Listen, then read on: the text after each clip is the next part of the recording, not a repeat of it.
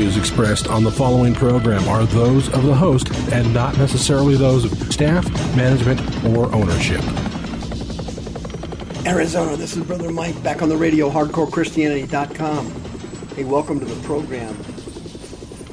Thank you for your time. The Atonement is our Bible study today. Wow. If you know somebody that's discouraged right now or kind of down in the dumps, man, you got to call them right now, please.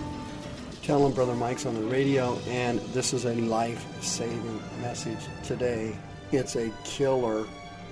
You make the call, I make the announcements. Here we go. This is Brother Mike. I am the professional counselor at the Arizona Deliverance Center. We are on 15th Avenue, just south of Osborne Road, in the heart of Maricopa County, Arizona. On the website, hardcorechristianity.com. All of our information about our ministry is there, of course.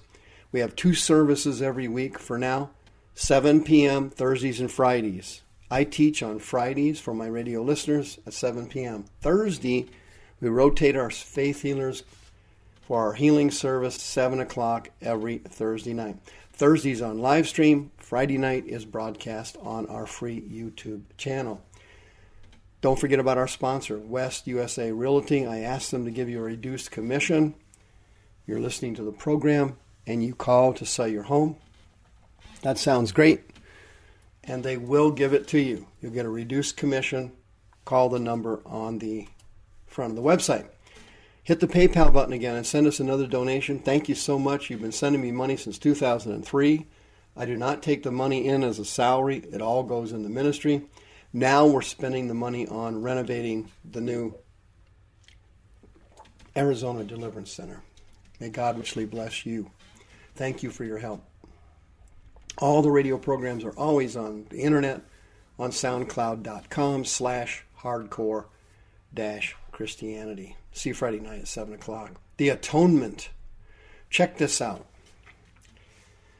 Most born-again Christians in America don't understand they are sinless. They can't figure any of it out. Why? Because the devil dumped the spirit of rejection on our societies, and he attacks these kids in childhood, and this rejection demon develops low self-esteem and a low self-concept and tortures the person the rest of their lives. And since the church failed Christianity by throwing out deliverance 60, 70 years ago in America, the people then carry over. I call it carryover. They carry their demons over from their sinful life into their Christian life because only the spirit man gets born again when you get saved. The demons aren't in the spirit man. They hide in the body. They hide in the brain. They cause a mental or physical illness. They do it all the time. God's old system of dealing with sin is very important. Here's how it works. A holy God can't have a cotton-picking thing to do with you or me. Why? We're in sin. A holy God can't have a dad-blame thing to do with Israel or Jews. Why? They are in sin. So he set up a system to deal with sin. It's set up in 2 parts. Part 1 and Part 2. God set up a system in Part 1 in the Old Testament. Then he canceled that system and set up Part 2 in the New Testament. What's the old system?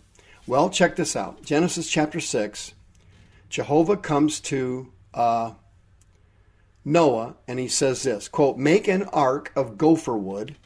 Rooms shall you make it in the ark and pitch it within and without with a pitch." Check it out. Kafar is the Hebrew word there.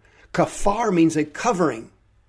The ark had a covering on the top of it, and it had a covering inside it, like a tent.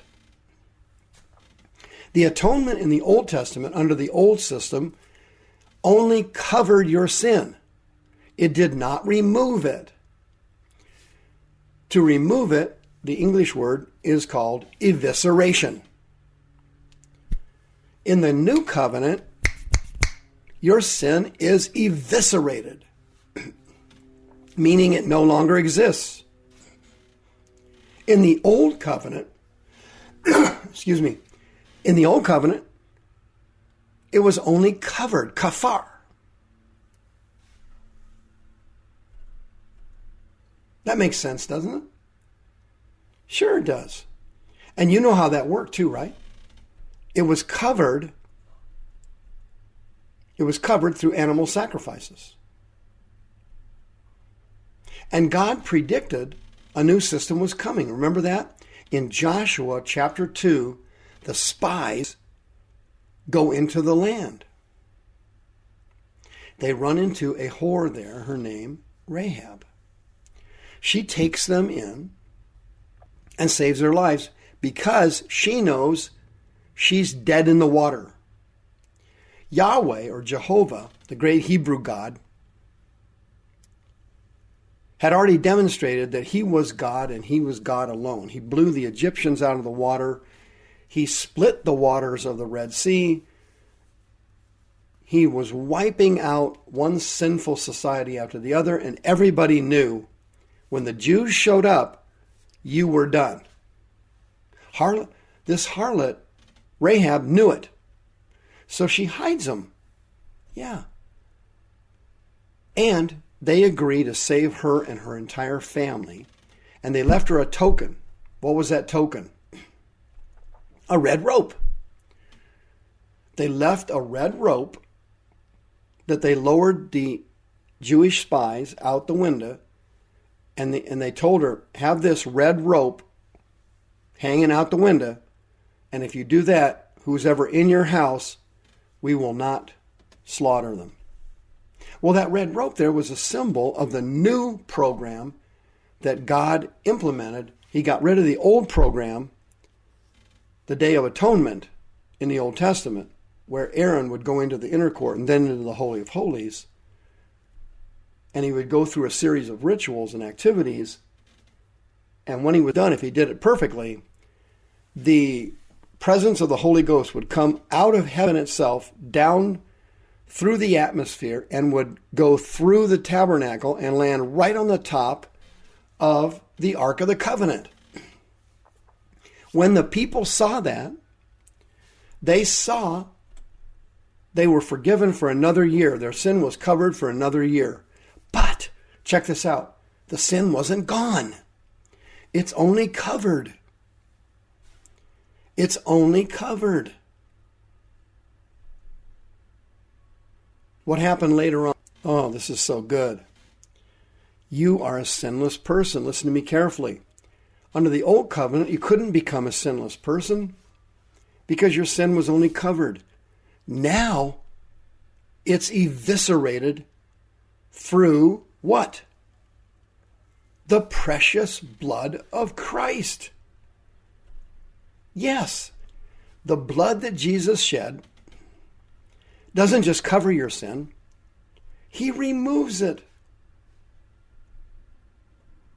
Paul explains in Hebrews 9 that what Aaron was doing was a figure.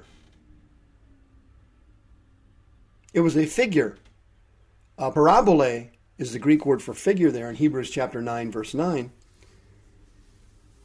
What is a parabole? It's a parable, an illustration. They were simply illustrating of better things to come. So Paul explains it in Hebrews 9. He said, Jesus Christ, not Aaron, is now our high priest of good things to come by a greater and more perfect tabernacle. The old tabernacle of Moses is gone. The tabernacle of Christ's body now contains the Holy of Holies, Christ himself.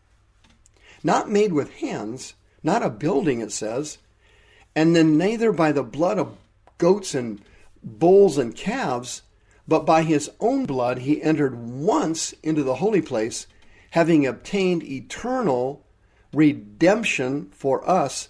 Lutrosis is the Greek word for redemption there. It means you have been bought and paid for one time, and you belong to him. You say, well, that can't be right. I sin every day. God's mad at me. He is not mad at you. Your body is sinning every day, but your spirit man is not sinning. You are perfect in your spirit, man, washed in the blood, and you have no sin. You have no sin. Because your sin's not just covered now, it's eviscerated. It's gone, dude. Now you don't have Aaron as your high priest. You now have a great high priest that has passed into the heavens, Jesus, the Son of God. And it says he now appears in the presence of God for you, Hebrews 9. And it says in Hebrews 9, Jesus offered himself once for you, unlike the other priests who had to keep offering themselves, and then when they died, another priest replaced them, and then they had to offer themselves, and they had to be cleansed of sin, i.e. covered, kafar. But not you anymore. Don't you see that? These rejection demons have taught you that you sinned, so you're a sinner. You sinned, you backslid. You sinned, you lost your salvation. You sinned, you blasphemed the Holy Ghost. Rejection demons don't do anything but lie. They lie all the time. That's all they do. That's what they do. Don't you see it? Hebrews 9. It's appointed unto every man once to die, and after this the judgment. So Christ was once offered to bear the sins of many. To them that look for him, he will appear again the second time without sin to salvation. The reason is because they don't want you looking for Jesus. They want you to fear his return. If you don't look for Jesus, you'll miss the rapture. And then after you miss the rapture, it'll be easy for the devil to smash you and destroy you. Don't fall for that. Listen to me carefully. You are a sinless person. Even though you sinned today, you sinned yesterday. Your body might have sinned. Your mouth may have sinned. Your mind may have encouraged you to sin. Your body may have encouraged you to sin. But your spirit man is perfect, washed in the blood, and you are now sinless. Your sin is not covered anymore. Kafar, your sin is now gone. It's eviscerated. You don't have any sin anymore. There's no reason to condemn yourself. There's no reason to run yourself down. There's no reason to sit around listening to rejection demons tell you what a rotten, stinking pile of cow dung you are. They're lying. Listen to me carefully. The incredible blood of Christ, guaranteed in the resurrection of Jesus, made you perfect.